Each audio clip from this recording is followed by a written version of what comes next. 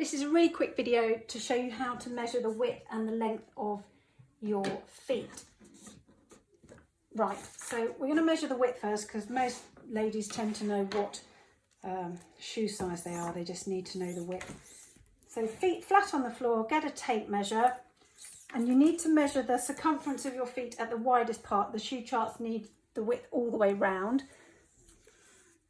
So you just lift your foot up with a tape measure, gently measure all the way around the widest part of the foot.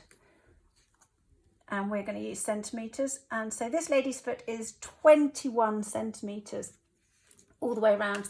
And then you need to get your shoe chart. There are lots of shoe charts on the internet, but word of warning, most of them give very different widths, which is very confusing.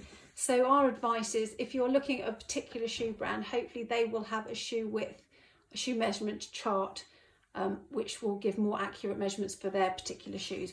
So this is our foot measurement chart. And this lady had a circumference of 21 centimetres.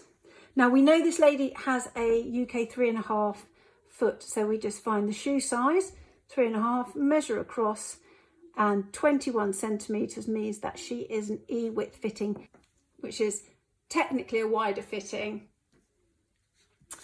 but actually, because women's feet have got wider since these charts were initially calculated, we'd now say that that's really a standard fit, and all our shoes come in wide and an extra wide fitting. If you wanted to then measure the length of your foot, take a piece of paper, place your foot against a wall and put the paper against the wall too, but for the purpose of this exercise we won't use a wall. Put your foot down, have your heel to the very tip of the paper, at the longest part of your foot,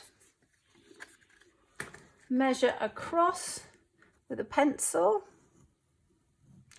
like so, and then take a tape measure and measure from the tip of the piece of paper